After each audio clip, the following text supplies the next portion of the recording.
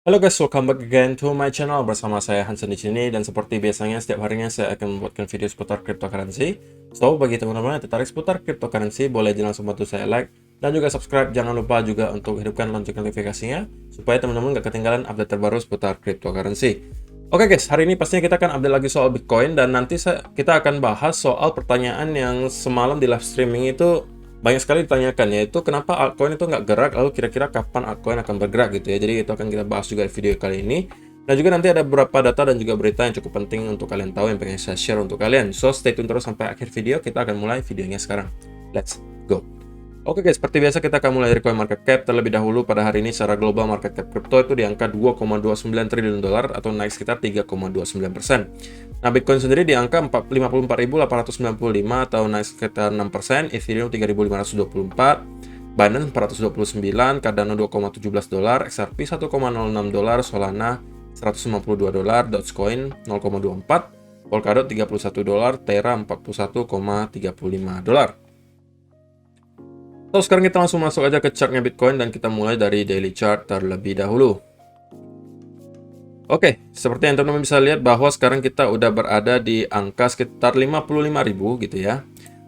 Bahkan tadi malam itu sempat sampai ke angka 55.800-an. Dan kalau misalnya teman-teman perhatikan, kita udah mampu break dari local top yang berada di sekitar 53.000 ini, yang mendapatkan rejection cukup kuat di bulan September kemarin. So, itu adalah indikasi yang cukup baik gitu ya. Dan juga sekarang kita udah berada di atas area sub yang kemarin menjadi resisten yang cukup kuat di angka 53.000, yang sebelumnya teman-teman bisa lihat. Pertama, kita terreject di sini. Kedua, juga di sini kita kesulitan. Di sini juga sama, di sini juga sama gitu ya. Jadi ini merupakan area resisten yang kemarin cukup kuat. Dan sekarang harusnya kita bisa menjadikan area ini sebagai area support karena kita udah close di atas itu. Dan perlu teman-teman keep in mind bahwa kita udah semingguan ini melihat rally yang cukup kencang ke atas gitu ya. Dan kita kemungkinan besar dalam waktu dekat akan melihat semacam correction dulu. Menurut saya ya, ini menurut saya. Karena teman-teman lihat aja rally yang di sini. Kita nggak mungkin bisa terus-terusan rally seperti ini, harus ada correction dulu atau retracement sebelum kita melanjutkan kenaikan ke atas. Nah, itu yang kita expect dalam waktu dekat ini akan terjadi gitu ya. Mungkin nggak hari ini atau bisa jadi besok atau lusa gitu ya. Nggak ada yang tahu, cuman kalau misalnya teman-teman belum sempat masuk dari sini, atau bahkan dari sini teman-teman belum sempat masuk, saran saya untuk kalian yang para trader adalah sekarang tunggu dulu gitu. Karena kenaikannya udah cukup tinggi, cukup eksponensial, kemudian kita belum mendapatkan koreksi yang berarti gitu. Yang kita pengen lihat adalah konsolidasi lebih lama. Oke. Sebelum pada akhirnya kita kembali melanjutkan kenaikan ke atas, itu yang lebih sehat menurut saya ya. Dan area-area kalau misalnya terjadi koreksi, anggap saja terjadi koreksi sekarang gitu ya, dimulai dari sekarang sampai besok katakanlah. Nah, area-area yang perlu teman-teman perhatikan adalah pastinya pertama itu area 53.000, oke, yang merupakan area yang cukup penting, lokal top sebelumnya. Sekarang kita udah break, bisa jadi ini akan menjadi area support berikutnya. Kalau ini pun tidak mampu menahan, maka next itu ada di area yang pastinya sering banget orang sebut, yaitu area 50.000 dolar atau angka psikologi. Dan sekaligus di sini ada trend line yang menghubungkan beberapa top di sini. Oke, jadi kalau kita mendapati adanya correction, nah kedua area ini bisa menjadi area yang teman-teman perhatikan untuk mungkin start untuk masuk gitu ya. Jadi untuk sekarang mungkin teman-teman harus berhati-hati terlebih dahulu, apalagi untuk yang trader gitu ya. Kalau mungkin yang investor ya nggak ada masalah, karena kalian kan hold jangka panjang. Jangan sampai kalian termasuk salah satu yang ini nih guys. Nah, dalam 24 jam terakhir teman-teman bisa lihat itu ada sekitar 110.000 trader yang terlikuidasi. 110.000 trader, padahal market lagi naik. Tetap aja banyak sekali yang terlikuidasi. Dan 24 jam terakhir itu ada sekitar 436 juta dolar yang terliquid. Rata-rata itu adalah yang short gitu ya. Jadi inilah juga penyebab kenapa kemarin kita tiba-tiba mendapati ada rally yang cukup kencang di sini. Itu karena dibantu juga dengan adanya short squeeze guys. Oke, dengan adanya short squeeze dibantu lagi kita udah break dari area yang signifikan, membuat harga itu meroket cukup kencang semalam ya. Dan sekarang kita dalam fase konsolidasi. Nah, apakah kita akan mulai correctionnya sekarang? Saya juga nggak tahu, tetapi at least kalau misalnya teman-teman yang trader itu jangan sampai masuk di pucuk lah gitu ya. Tunggulah nanti konsolidasi terlebih dahulu, correction, retracement, pullback, baru nanti kita masuk lagi. Kalau misalnya teman-teman belum sempat masuk di sini, ataupun di sini gitu ya. Jadi jangan sampai teman-teman kejebak FOMO lalu masuk di pucuk. Itu saran saya gitu ya. Dan kedua area yang tadi saya sebutin adalah area yang perlu teman-teman perhatikan, yaitu di sekitar 53.000 dan juga 50.000. Jika kita andalkan Fibonacci retracement, retracement bukan extension.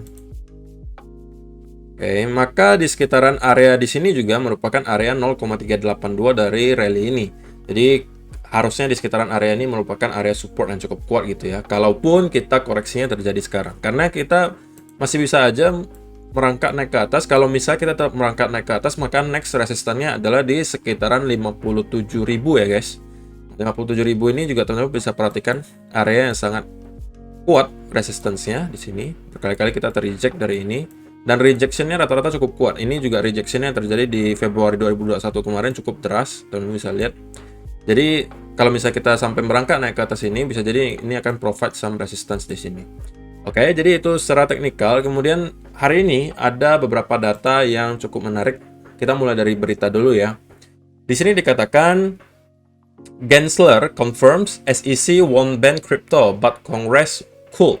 Gitu ya. Jadi si Gary Gensler, ketuanya SEC lah gitu ya, mengatakan bahwa mereka tidak akan ngeban kripto.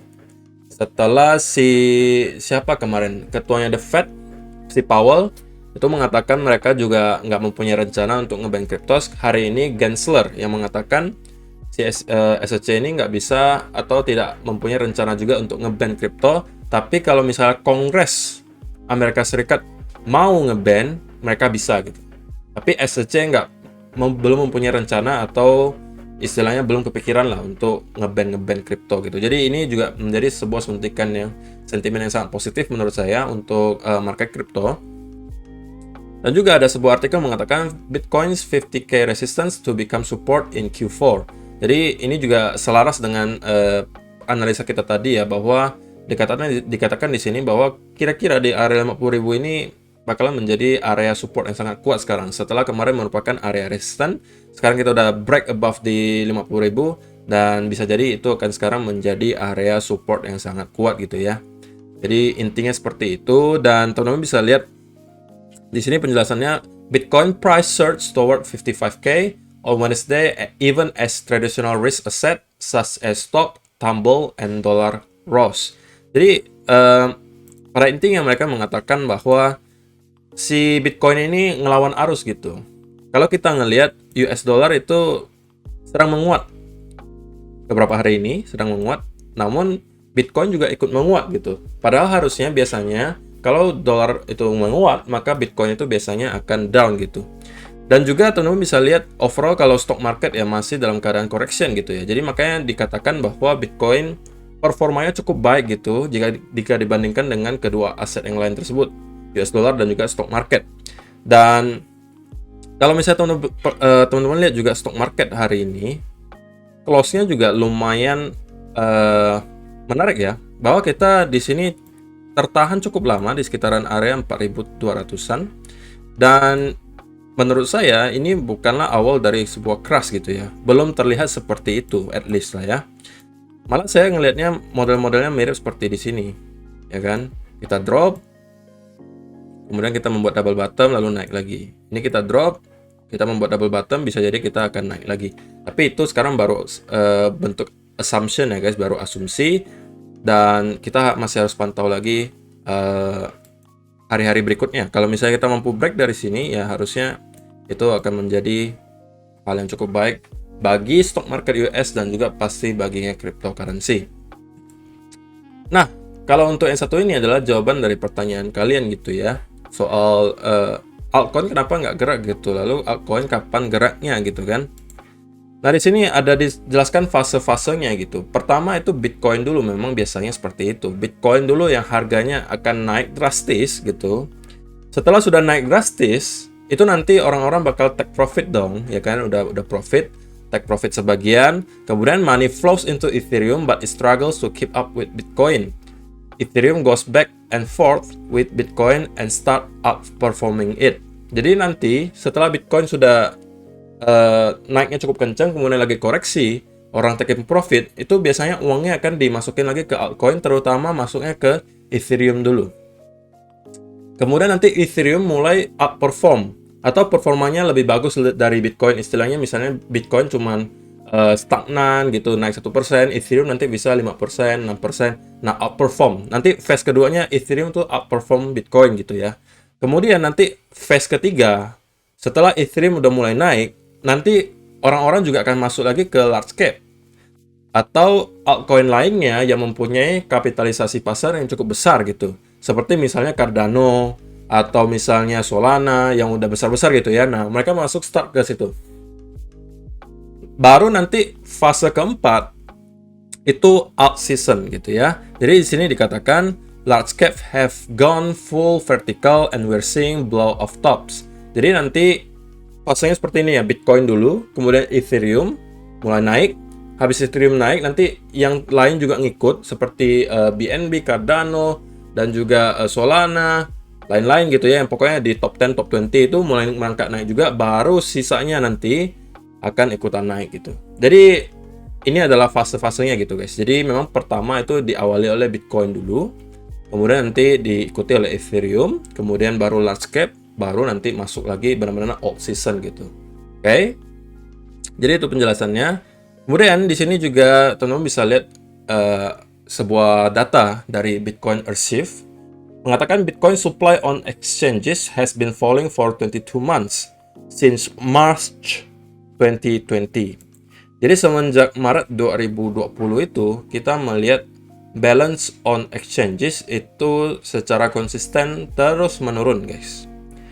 Dan kita belum melihat ada peningkatan sama sekali gitu ya. Jadi ini adalah sebuah sign yang cukup baik menurut saya bahwa balance dari Bitcoin di semua exchange itu masih terus mengalami penurunan.